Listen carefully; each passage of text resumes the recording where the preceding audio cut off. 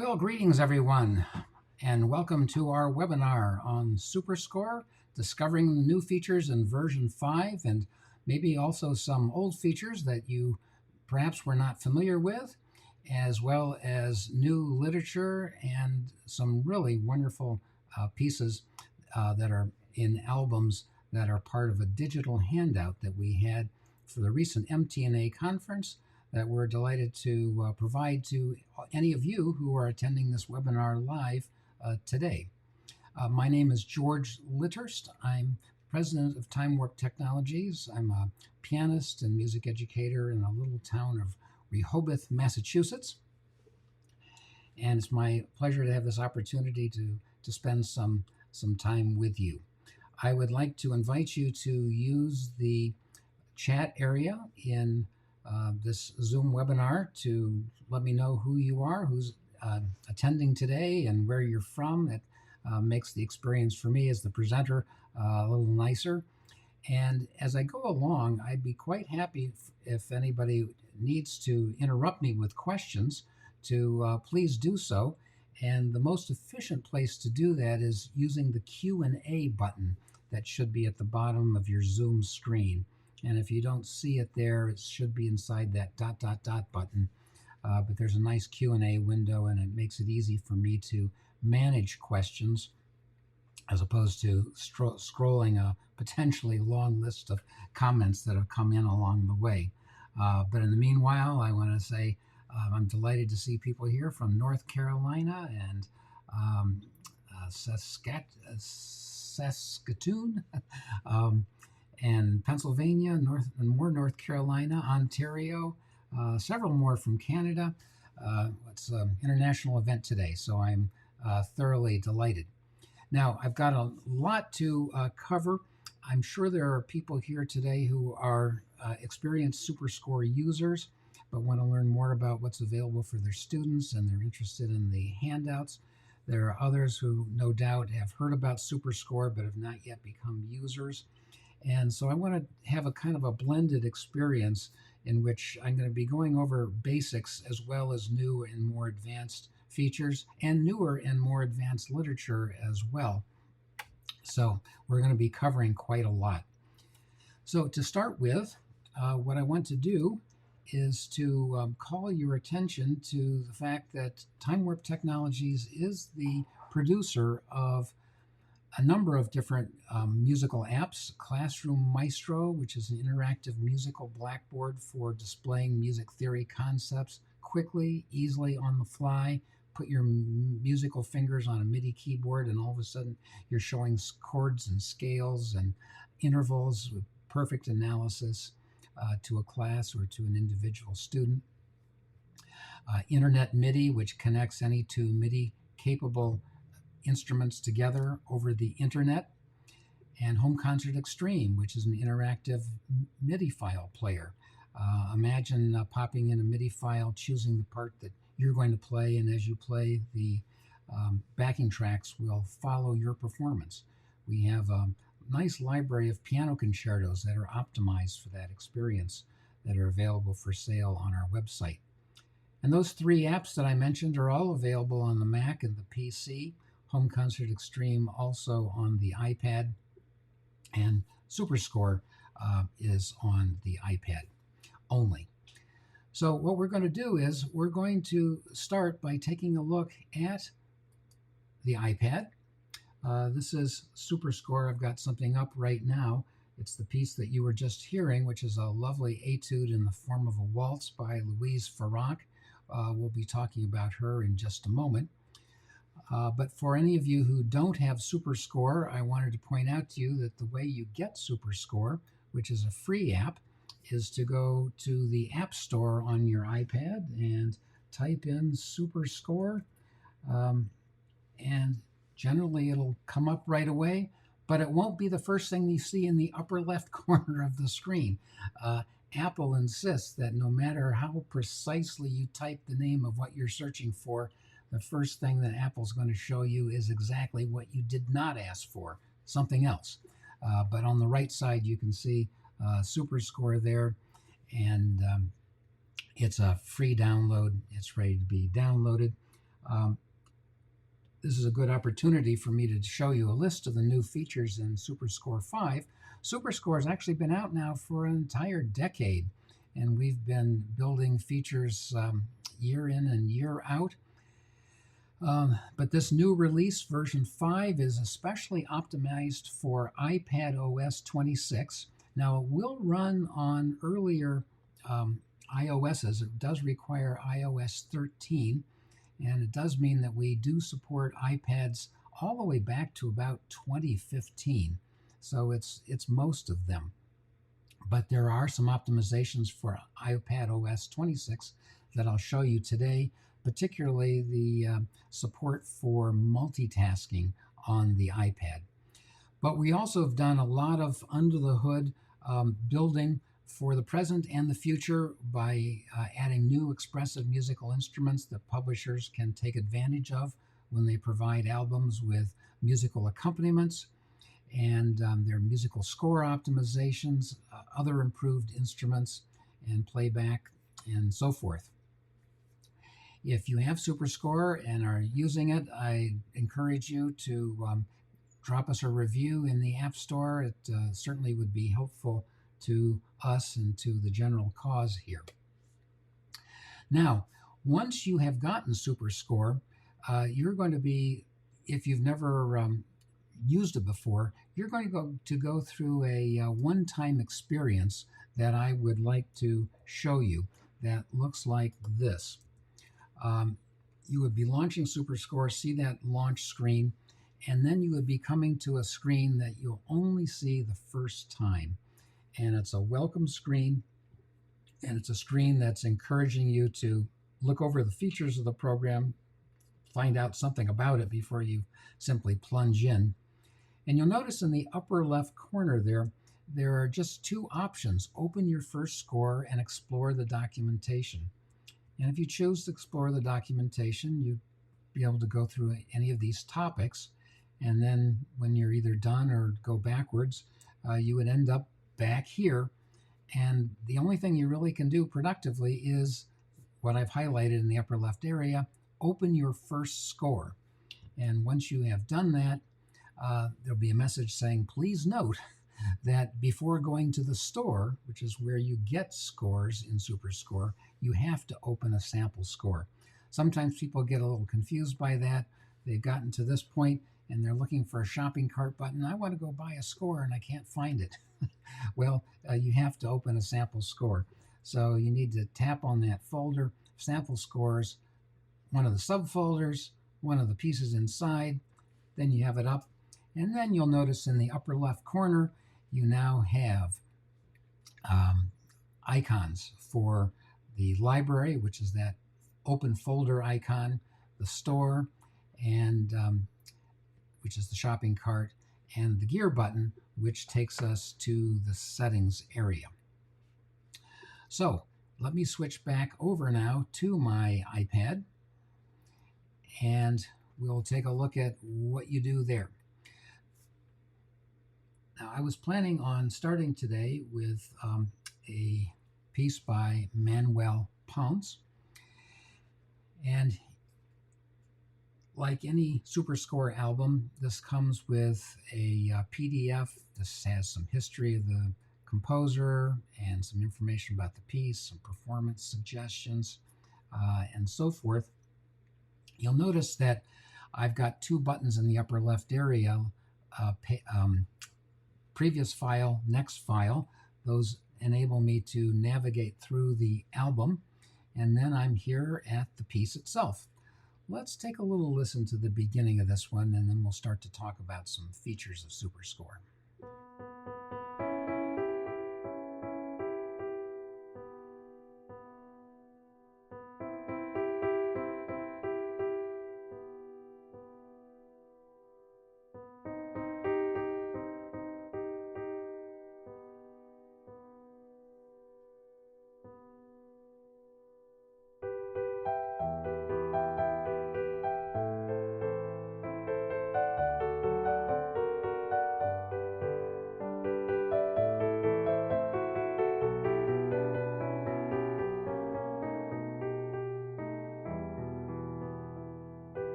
Okay, so I don't have time to play the whole piece for you, but hopefully you've experienced already one of the most important aspects of SuperScore, which is that particularly when we get into intermediate and more advanced level literature, publishers typically supply human performances, which is to say performances that have rhythmic and tempo elasticity. And you may have noticed in the in the lower right corner, the tempo indicator was changing during playback because the performer was speeding up and slowing down. Now, so we were just on this topic of the store and how you get to the store in SuperScore. Supposing somebody had made you aware that this piece was available in SuperScore, how would you ever find it? Particularly if you didn't know which publisher published it.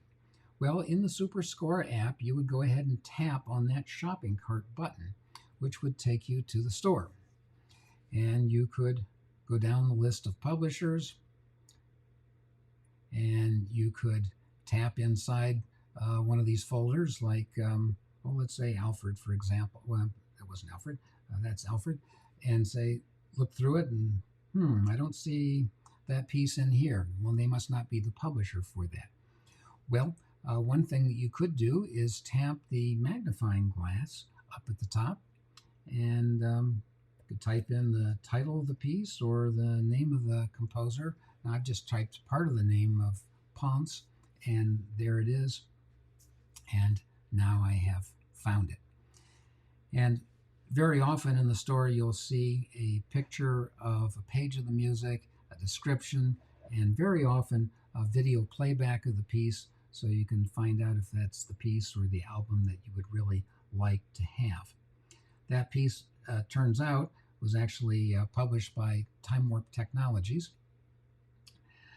In the store itself, there are other ways that you can search for things. You can tap on Browse Categories.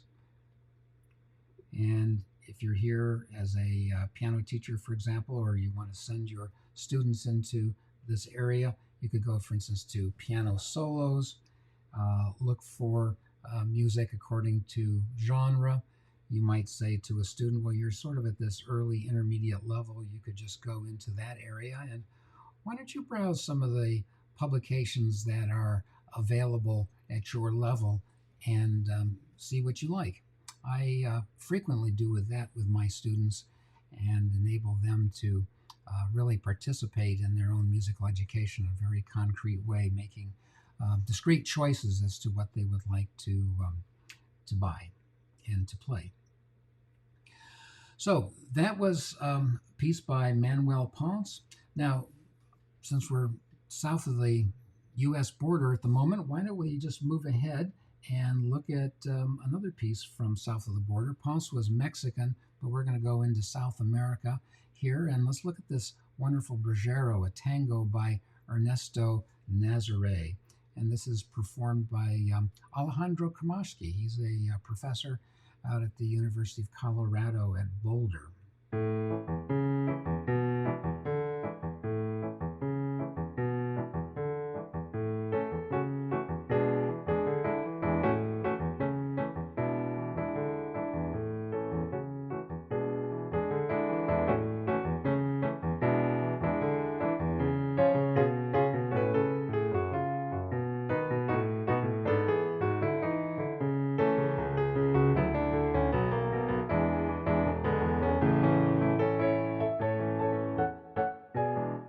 So let's talk about things that one can do with a piece like this.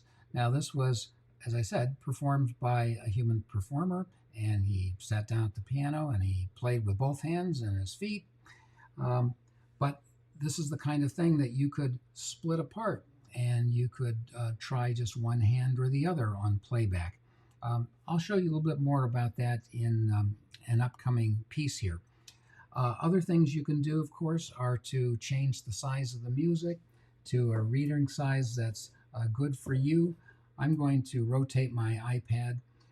It doesn't quite look right on the screen because the the picture of the iPad frame is not rotating, but hopefully you got the idea that you can reorient your iPad, and the music literally gets re-engraved on the fly to fit your needs.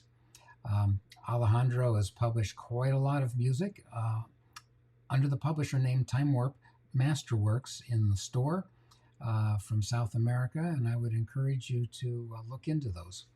Now, the piece by Ponce that I started off by showing you is on the digital handout that I'm going to be providing. I'm going to come back to that a little bit later in the presentation because sometimes people join the presentation late. But we do have an excellent handout with 8 albums on it for you, and that will be one of them. So in my own personal work, publishing in SuperScore, I've gotten well acquainted with a fascinating composer and pianist of the 19th century named Louise Farrenc. And we now have a brand new publication of etudes by Louise Farrenc that I'm going to show you in just a moment. But before I do, I want to show you a piece that I published a couple of years ago called Melodie pour le pianoforte. This was written as part of a big, I think it was a 20th year celebration of Beethoven in Europe, and very prominent composers were asked to participate by providing a composition for a big Beethoven celebration album, and this is what she had written.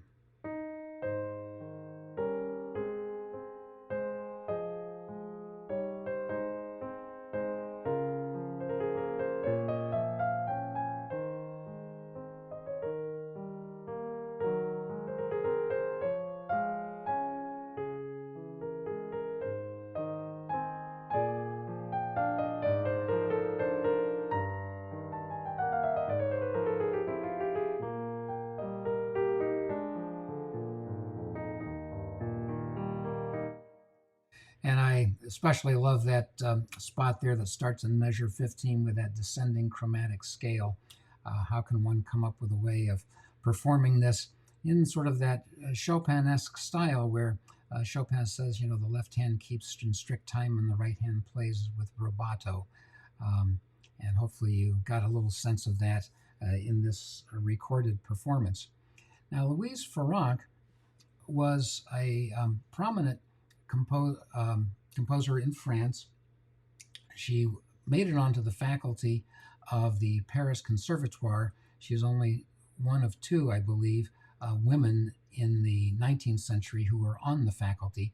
She was not given the opportunity to teach composition there. She was there as a piano teacher, but she did write symphonies and very advanced chamber music, and she wrote many books of etudes that were used in conservatories throughout Europe. And this is a brand new publication from TimeWarp, which is 25 etudes faciles pour piano, opus 50. And although it says easy etudes, I would not describe them necessarily as easy. The piece that I had opened the webinar with that you didn't see but were hearing was this one, quite a lovely one.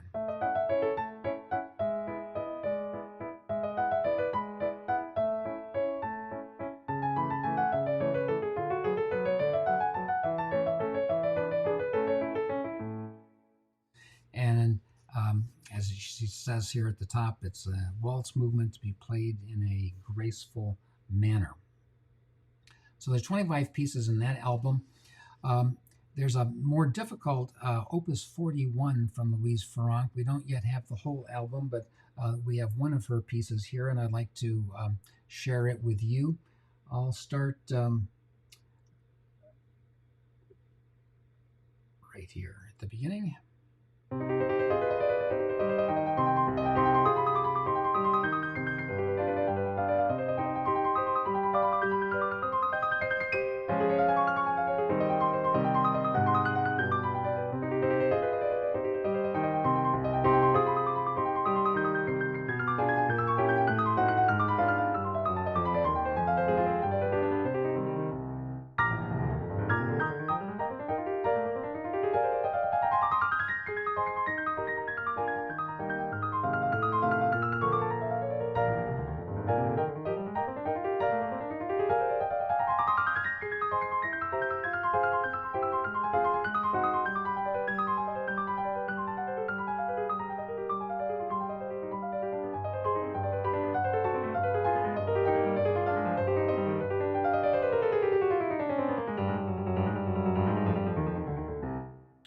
I'll stop it there. So, thinking in terms of our basic topic here of what's new in SuperScore, back in the earliest days of SuperScore, our largest focus was on music for beginners and late elementary and early intermediate players. That's the largest group of students who end up taking lessons, and it seemed like a good musical target to start with. But over the course of the 10-year history of SuperScore, we've built in this structure that enables us to put in really quite advanced music, both in terms of notation and in terms of performance. And you're now seeing this in these examples that I'm showing. And this one would be a good one to come back to this topic of kinds of manipulations that you can do. If, for example, you wanted to practice the left hand and have SuperScore play the right hand, all you've got to do is to make a choice as to which hands you want to hear or not hear. Down here, we can use the tempo slider to change the tempo, so you can do slow practice, one hand at a time. These things are very useful in learning the piece, obviously. So if we move onwards, since we're on this topic of etudes, I'd like to show you a little bit about this wonderful album by Cornelius Gurlitt. It's not a well-known album, although Gurlitt is obviously a well-known composer, especially of the earlier intermediate level. And this is our Melodious Etudes Opus 50, produced by Piano Academy of North Carolina, which is Dr. Frank Pittman. He always does a really scholarly job with his SuperScore publications, gives quite a lot of detailed history of the music that he's produced. And I'd like to show you a little bit of this particular etude, the 14th in the set.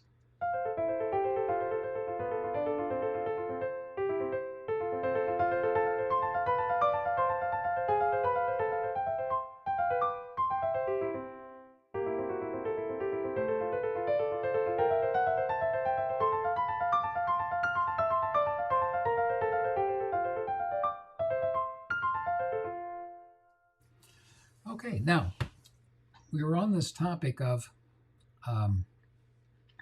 interactivity and how you might practice one hand at a time while the program plays another hand. If you look in the lower left corner of your screen, you'll see that we're currently set to a play mode called normal. And if I tap on that, we'll find out that there are some other play modes, learn, jam, and perform. And there's one that's grayed out now called playback the recorded performance, meaning a performance that you yourself have done interactively with the score. So what you can do are things like the following. I'm going to go into learn mode. And the idea here is that I would go to the parts menu, and I would like to say that I want to have an interactive play along with this piece, in which the piece is going to follow me. And in learn mode, following means very strictly that I have to actually play the right notes at the right time. And so I'm going to say, for the moment, I want to practice my left hand, make sure I'm getting it right. And so I want the program to follow my left hand. Now you'll notice here that the piano part's been split into piano right hand and piano left hand. And we have columns called display, follow, and playback. And so if I flip off the switch under follow for the right hand, that just leaves a green switch turned on for the left hand, meaning that SuperScore is going to follow my left hand. Now, how's it going to do that? Well, it's not going to do it by listening through a microphone. That's not a terribly accurate way of doing things, because a lot of sound could be going through a microphone. All of our interactivity is done through MIDI. So if I tap the gear button and go to the MIDI setup area of settings, I could select a keyboard, that's my keyboard, and have it follow me. And I happen to have a little keyboard here at my desk. You can't see it, but it connects wirelessly to my iPad. and we support wireless Bluetooth MIDI connections. So you'll see about 3/4 the way down the screen on the right, an area that says add a Bluetooth MIDI device. So I'm going to add one, and apparently in my room I have two Bluetooth MIDI devices turned on. The one that's at my desk here is this MicroKey keyboard. So I'm going to select it, and now in the top area under the heading of MIDI input device, I can see my MicroKey 61 Air Bluetooth keyboard is listed. I could say I'm going to use that one, but I just use my choice set to all, and that encompasses obviously that keyboard. So if I go back here and I start at the beginning of this piece, let's say I reduce the tempo here a little bit. I'm in play mode, learn.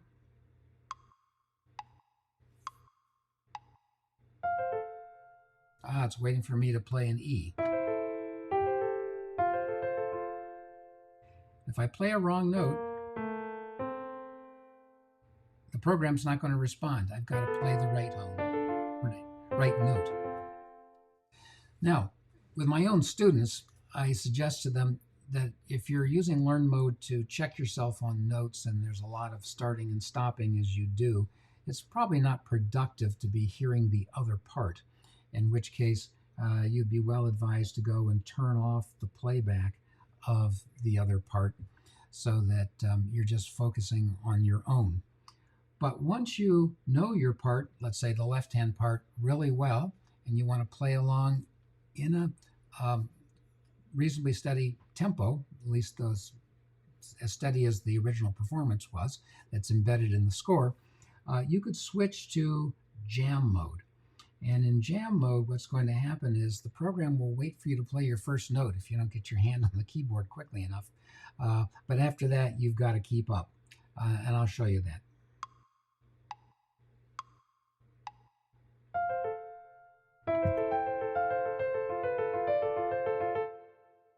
So I got the first note played, and apparently I don't know my left hand well enough that I wasn't able to keep up. And you saw the cursor progressing. But that's what happens in jam mode, is your objective here is to be able to keep up with the performance, which is a very effective way of clarifying rhythmic issues and where the beat is and phrasing and so forth. So that's a feature that my students use quite a bit. Lastly, there is a perform mode in which you can play either or both hands and have it follow your playing, as long as you're playing reasonably accurately, and the pages will turn for you automatically. It's a feature known as score following. Okay, let's move ahead. And we were talking about etudes. I'm going to show you another etude here that has some additional features which are increasingly being used by publishers in SuperScore. Now, for starters, this album comes with a PDF, like any other album, with descriptive information. And in this case, Jamie Schock, who's a wonderful pianist and educator out in Colorado, has taken this etude, which is just continuous 16th notes, and broken it down into chord structures, and giving us a sense that you need to define hand positions and be able to see notes in groups such as what you have here on the screen. And she goes through her suggestions. You open up the score, you can size it to whatever is comfortable for viewing. You can listen to the performance, you can play along, you can do the things that we've talked about. And I need to get myself back into normal playback.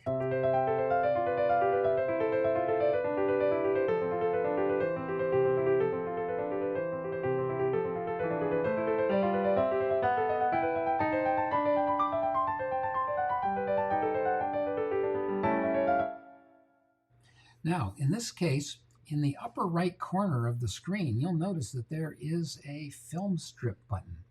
And what that means is that this particular piece actually has a video that's associated with it. The film strip button brings up a video.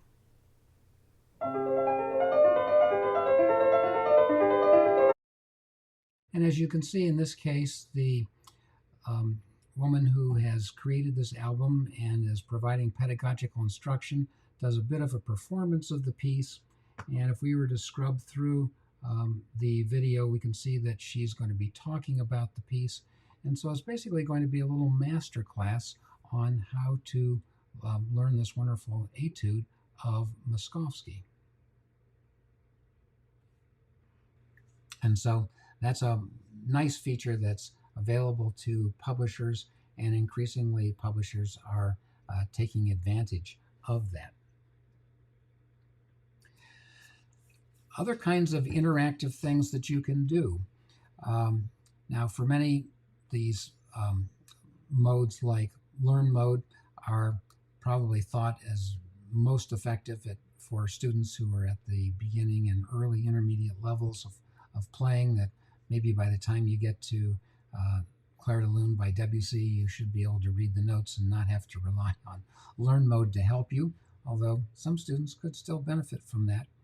But this is a good example of other features that you'll find in many albums that apply to higher level literature. So this is information about Clair de Lune, where it comes from, part of the suite Bergamasque.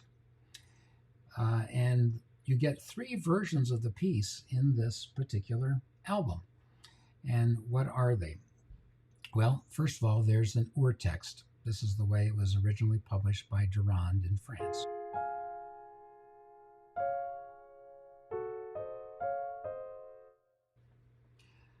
There is a second version, which is identical to the urtext, except that suggested fingerings have been added, and you can see them on the screen. There is a third version of the score that now has a count off at the beginning, and if we go to the parts menu, we'll notice that it's got some playback only parts, basically accompaniment tracks, which are defined as a dotted quarter metronome, a duplet eighth note metronome, and an eighth note metronome. And any of these can be individually turned off and on as far as playback is concerned. So what are they doing there? Well, this piece is in 9/8 time. It's an example of compound time. The beat goes to the dotted quarter note, so there's 3 beats per bar. We very clearly see that over here in this measure. And you were hearing there the eighth note metronome going along with the dotted quarter note metronome. But Debussy kind of obfuscates what's going on as far as the underlying pulse is concerned. Right there in the very first measure, we don't have any notes to be played right on the downbeat. And we get to measure 3, and 2/3 of the measure doesn't have normal eighth notes, it has duplet eighth notes. So the piece itself is one that, as we all recognize, is one that's usually played with quite a bit of rubato, and it's very easy for a student to start to learn a piece like this and just assume rubato without any kind of feeling for the underlying pulse structure of the piece, and then go a little bit crazy with measures like the duplet measures and so forth.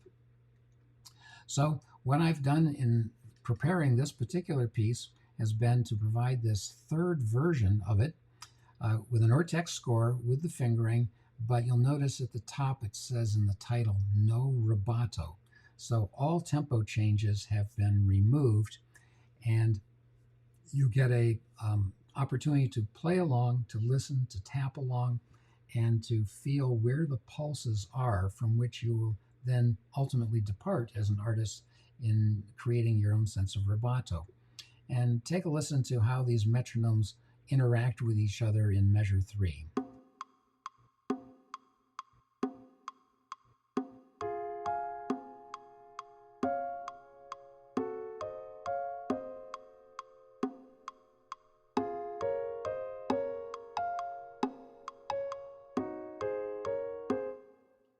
And you could go in and say, well, I want to take out the eighth note metronome, and let's listen again from here.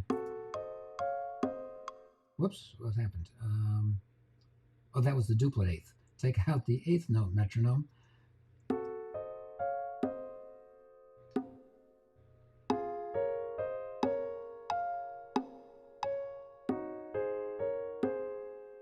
So you can experience the rhythmic issues on a number of different levels by interacting in these kinds of ways. Now, you've been noticing that I've been just going from piece to piece, album to album, rather freely here without even navigating my library. My library looks like this, and normally I would be going into an album by choosing the album and then choosing the piece like so. What I've done for this presentation is to set up something known as a custom collection.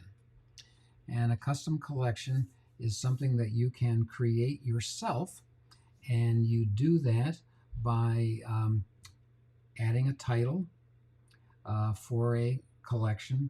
And once you've given it a title, you can go and you can add pieces from your library.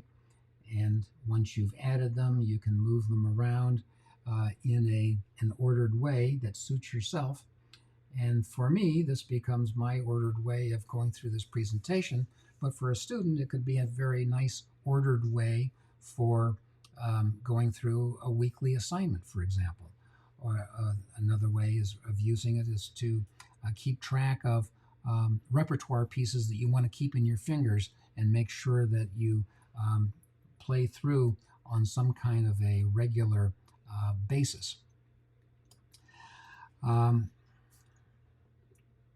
I see that a question has come up about MIDI in the chat. I will try to, oh, there it is over there in Q&A as well. Thank you for putting it there, Melody. I will turn my attention to that in just a moment. So when you create a custom collection, you are able to simply go from item to item by tapping on those little page buttons in the upper left area. Now, I'm going to show you what the handout is and how you access your free albums in a moment, but I'm going to introduce that handout by showing you one of the albums that is part of the handout. I'm just checking something over here.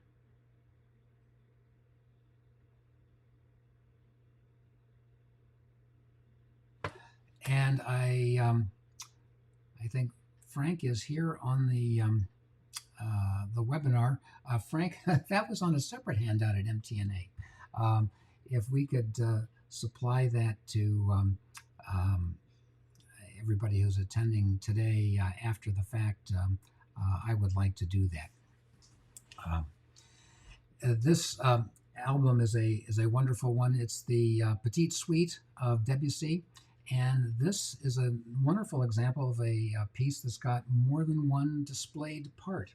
And if we go up to the parts menu, we can turn off the display of one part or another, resize the music to take advantage of the available screen real estate, or see all of the parts. And this is a terrific example of a piece that's been recorded very musically with good expression. Easy to follow rubato, which makes it possible for you to learn your part, practice along with your absent partner, because you'll be practicing along with Frank Pittman, who's going to play the other part, and it's a wonderful experience. So here's a bit of the fourth movement.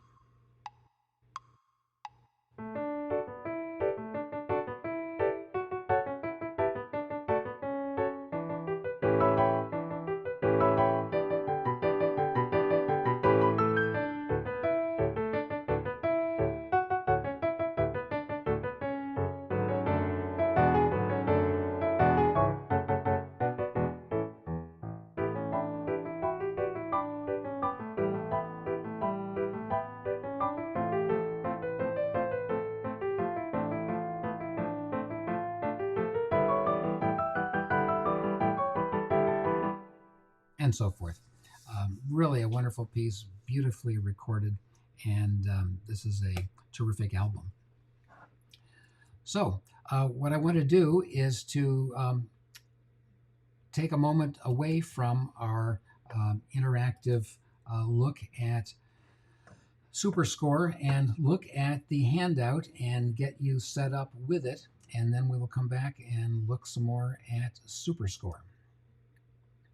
So what I'm going to do right now is to provide everybody with a handout. I'm going to attempt to put it into the chat area of this webinar. I'm also going to send it to everybody who is registered and has attended after the fact. Let's see if, darn, it doesn't look like it is coming in as a PDF. This is a little embarrassing.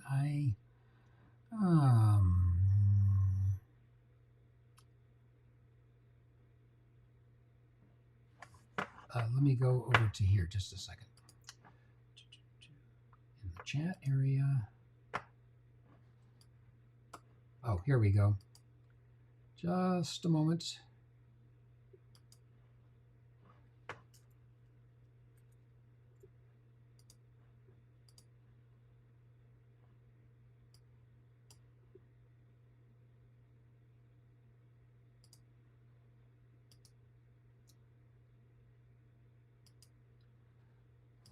Okay, so in the chat area, you should now be seeing the handout that I have provided. I have a kind of a complicated display on my screen here. I've got 3 monitors set up, and I have this special environment in which I'm presenting, and that's sitting inside of the Zoom environment. And my presentation environment didn't let me put in the handout, but the Zoom environment did. So anyway, it should be there. Let me know if it's not, but I'm going to be sending it to you after the fact as an email message. So what is it that I'm providing? Well, in this handout, which is a 2-page handout, there are 8 albums that you can redeem in SuperScore. And I'm seeing people saying it's not there in the chat. How is that possible?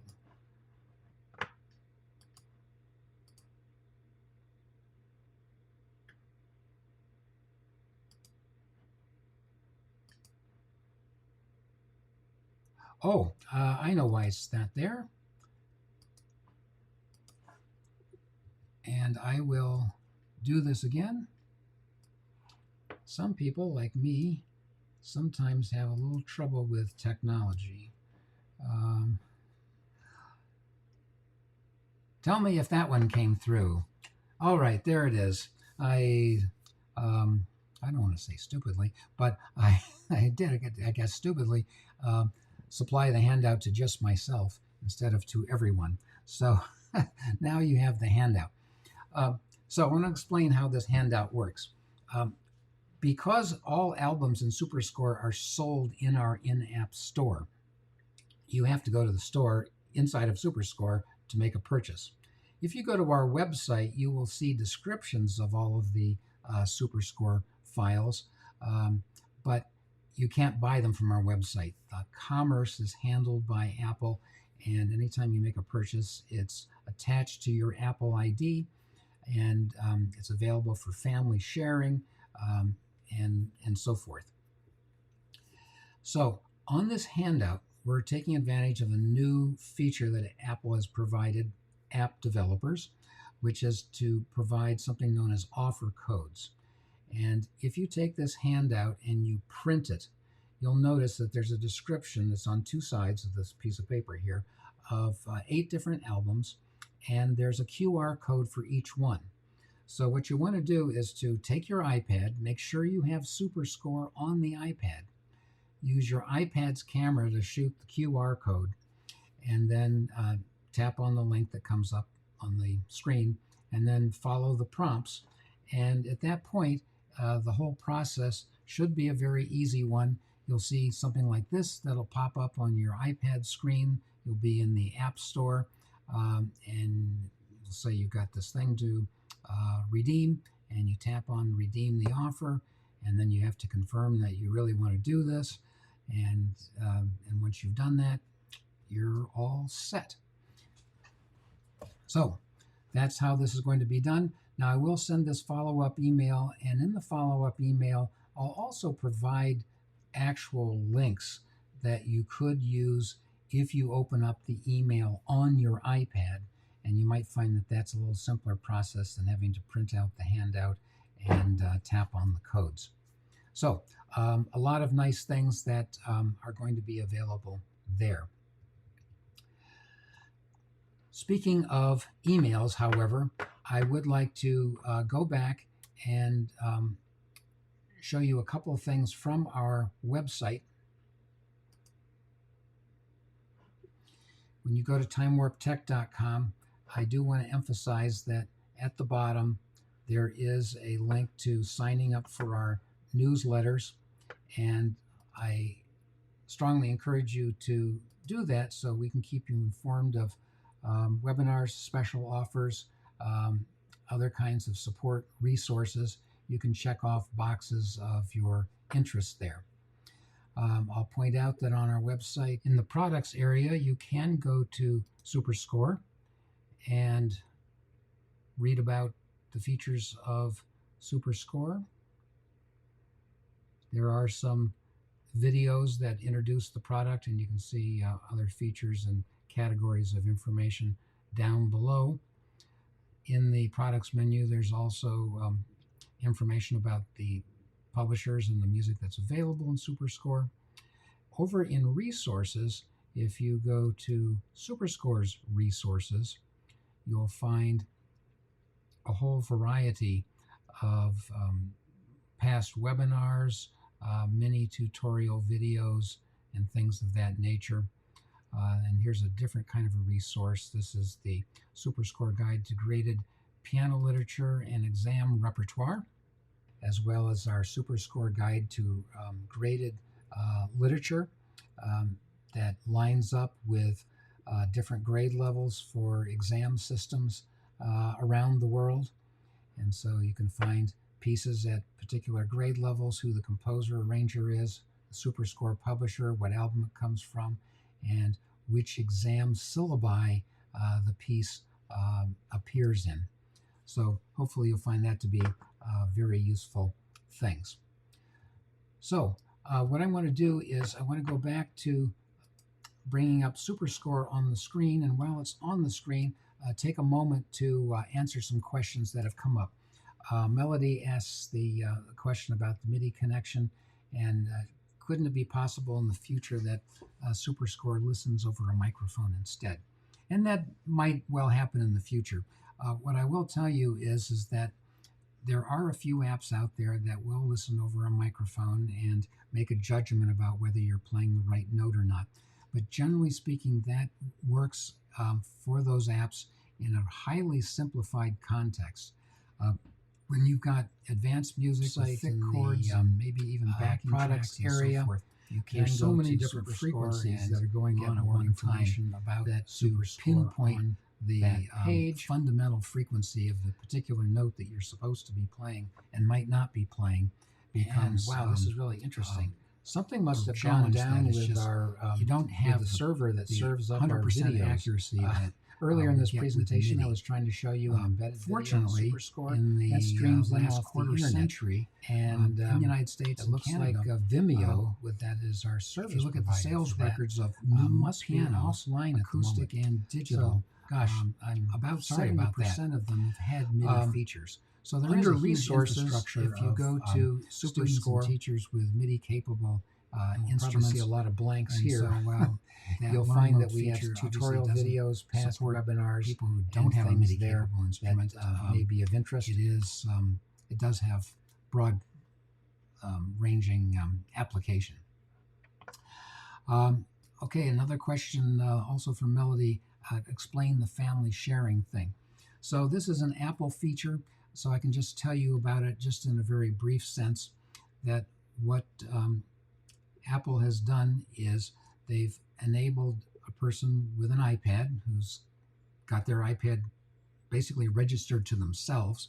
They've had to define an account, which is their own account, and said, you can broaden this concept of your account to include other family members. And Apple puts a limit on how many there are. But if you look into Apple's instructions on that, Apple will let you add family members to the concept of family sharing. And then the things that one member of the family purchases on their iPad becomes available to other members in the family.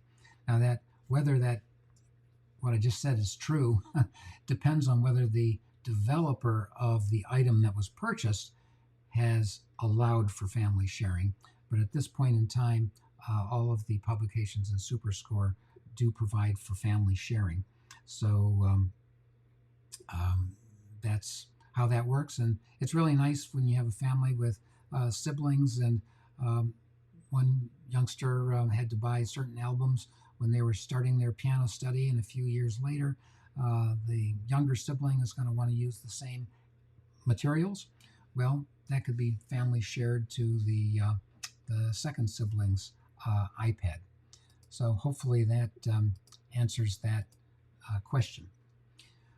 Okay, now there is a feature that it's very important that I spend a little time showing to you, because it is a part of iOS 26, and it's something that we've spent some time working on to make sure that SuperScore gracefully handles this feature. So on your iPad, if you go to the settings area and scroll down to what's called multitasking and gestures, you'll notice that you've got three choices: full screen apps, windowed apps, and Stage Manager. Stage Manager, let's think of as kind of a variation on windowed apps. So we basically have two situations: full screen apps and windowed apps. Thus far in this presentation, I've been in this full screen apps mode, which is the traditional iPad mode. And earlier versions of the iPad system only worked in that way. So you'll notice here that SuperScore is taking up the entire screen. If I go over here to the Wikipedia app, it's taking up the entire screen. If I go back to the Settings app, it's taking up the entire screen. Well, Apple's really pushing the iPad experience toward that of, at least in many respects, towards a use of a computer.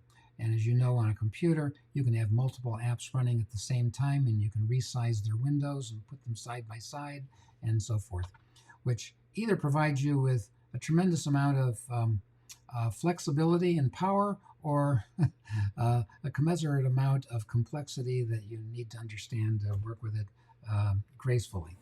So if I tap on windowed apps, this is what you're going to experience.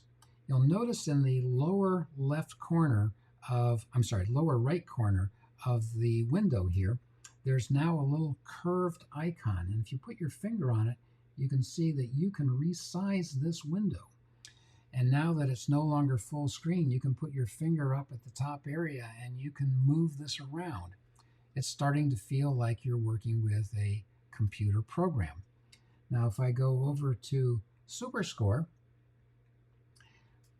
I've got the same thing going on, and I can resize the SuperScore window and move it around. And that Wikipedia app, well, I could put it there. I could put the SuperScore app here. I could move ahead, and let me go over to this piece by Bach. This was something else I wanted to announce that's new. Paul Sheftel is putting out, little by little, the entire Well-Tempered Clavier, Books 1 and Books 2. I'm helping him with the scores for this, Urtext editions, and Paul's performances and commentary on the pieces themselves and how you play them. And if I tap that video button up there, I'll probably get a failure now, since there's a problem with our video provider right at this instant, and we won't be able to see a video. But you'll see Paul talking about the structure, how the subjects work in the fugues, and what's going on in the preludes. So you could have two things side by side. For instance, this piece, and you could resize the music inside it, and you could be listening to the piece. You could be reading about Bach over here in Wikipedia, if that is something you wanted to do simultaneously. What the applications are of why you would use two things at the same time is, kind of a workflow issue of yours. There is a little vertical line in between these two, and I can easily readjust how the screen is being shared. One of the nice things that we have implemented, Vimeo's videos are back in SuperScore, is that we do have a picture-in-picture view that's possible. So let me close up the Wikipedia window, and you'll notice that at the very top there are, if you tap in the top area, you get these three little balls, red, yellow, green. They're kind of like what you'd see on a Macintosh window, and I can tap on the red one and make this disappear, and I think I'm going to make this settings window disappear as well. I'll make this window bigger. So here is Paul's video, and he's going to talk about the music, and he's going to play it, and I can move this video around and look at the score, swipe through it, see what it is that he's talking about at any particular time. Or if I'm in this multitasking mode, I could actually put these things side by side.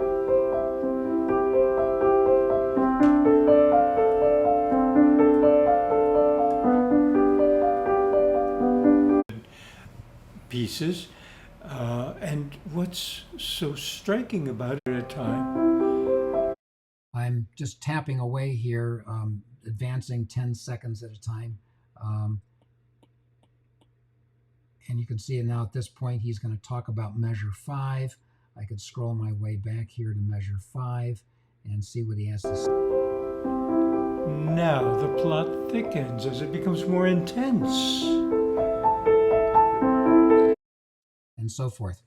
So we're doing what we can to support these kinds of multitasking features that Apple is providing here in the iPad environment, and I'm really glad that some of the very creative publishers, such as Paul Shiftel, are sharing with us in this multi-dimensional manner. I see a question's come up in the comments area Michael's asking, could you use two iPads side by side with the piece info on the second one and maybe have the two linked together? Well, that would be a very interesting thing to do. Adding the linkage, of course, is an additional level of complexity, and we'd need to have the same material available on both, unless there was some sort of screen sharing thing going on. That's the kind of thing that is a fascinating idea that we will be considering, along with many others that we have kind of queued up. And it's whether we end up doing something like that at any point in the near future has an awful lot to do with the trajectory of the infrastructure of the iPad and the interests of the users and what the publishers are taking advantage of. So there's a whole interactive process here. Well, I would like to, since we're near the end of the hour,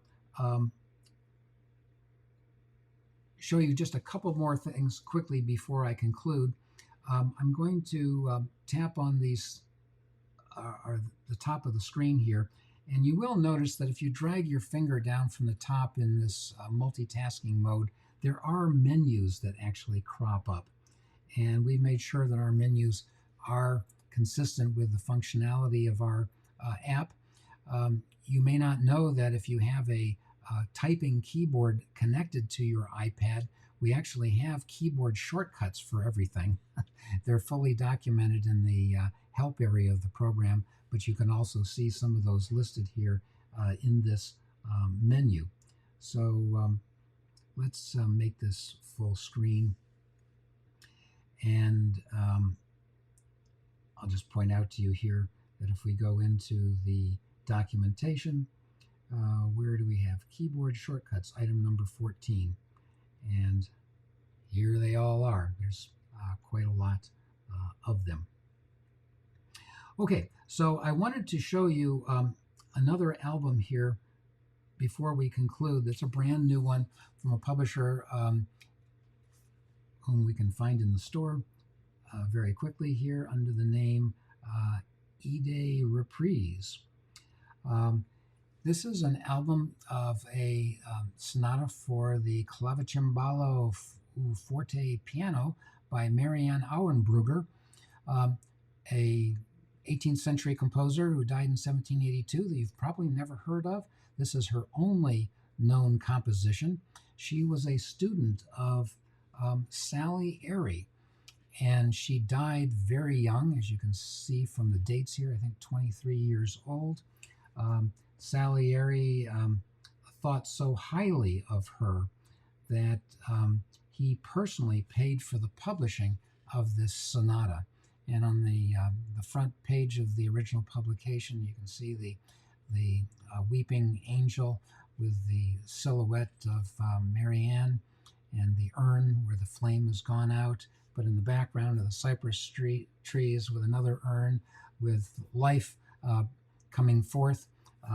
This was his way of keeping that creative life alive. And this is a wonderful sonata. I'm going to play just two portions of it.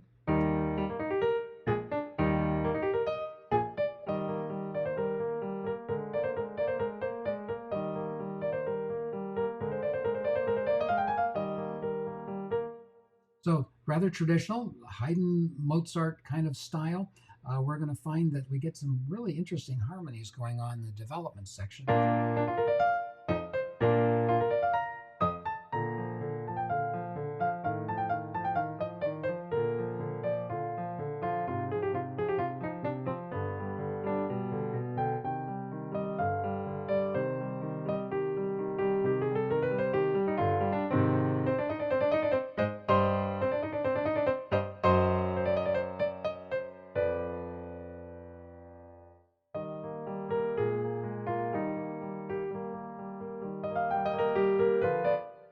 So it's a wonderful piece in three movements, and I hope that you will check that out.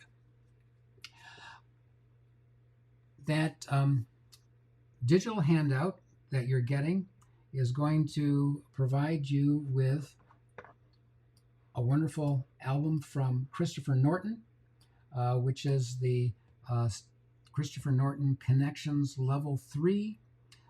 These are all pieces that have musical backing tracks to them.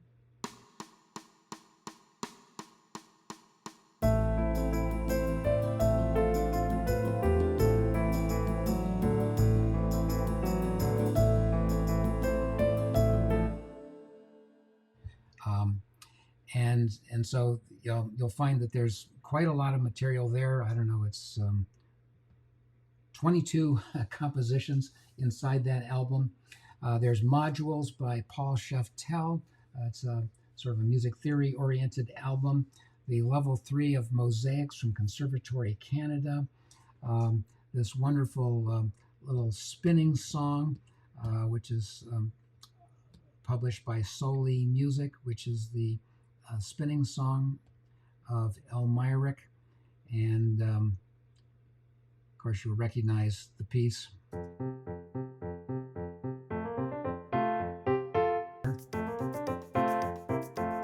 Oops.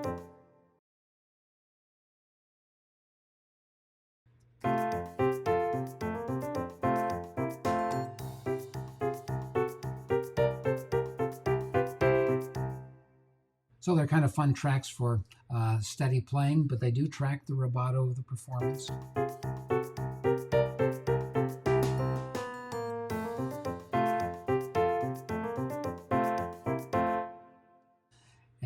And and so much more. So a lot of good things in that handout. Um, Having mentioned Christopher Norton, I should tell you that um, we will very soon have represented in the store 80 Days Publishing, which is the new name for his publishing company. And we're working with him right now to bring out what used to be known as American Popular Piano, which is coming out under the name Christopher Norton Popular Piano. And it's a multi-level series, and it's got repertoire and etudes and Christmas music and a lot of neat things.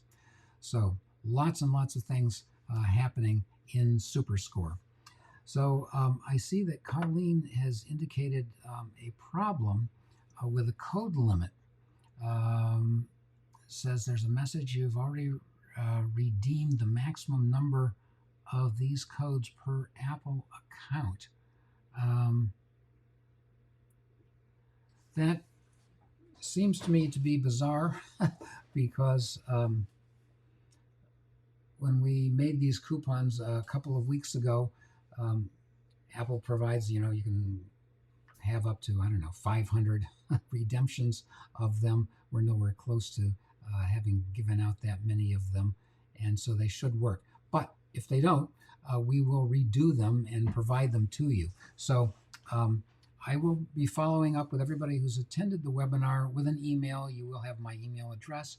You can always write back to me if you have trouble redeeming the coupon codes. We want to make sure that everybody gets covered. The ones that I did send out are expire on the 18th, so I would redeem them today, tomorrow, or the next day. Don't wait until the 18th, and so forth. And Colleen says it's a well-known fact that she breaks things. Well, hopefully you didn't break the coupon codes for everybody, Colleen. But Della says she's received a similar message, but it's because she had already had that album. So yeah, in Della's case, apparently she had already purchased previously the free album from the Mosaic series, Conservatory Canada, and so it doesn't make sense to get it again. I mean, you can only have the album once in your account, and so that's why that message from Apple comes up if you already have them. But hopefully, with most of you, there'll be something on this list of free albums that you don't already have that you can enjoy. And so with that, I want to thank everybody for spending some time with me. We could spend the next couple of hours here going over the most recent repertoire in SuperScore and probing these features even greater in depth. But hopefully you'll find this has been helpful. We are going to do webinars much more frequently on SuperScore and bringing in guest authors and arrangers who are still living, fortunately, today. And I think you'll find that to be excellent, and hope you'll stay connected with us on our email list. So thank you all very much for the comments that I see here in the comment area. It is very gratifying to me to know that there was something meaningful that I was able to communicate with you. So with that in mind, I will bid you a good day, and hope to see you again soon in cyberspace. Thank you.